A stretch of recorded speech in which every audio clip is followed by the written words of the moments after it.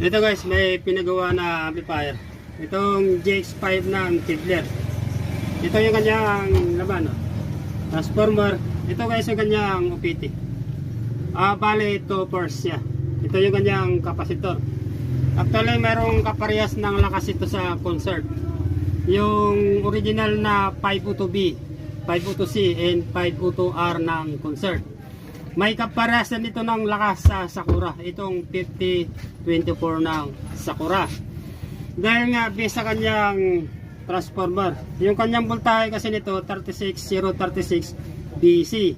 Halos magkaparehas lang sila ng voltahe. Then yung kanyang size ng transformer halos magkaparehas lang siya.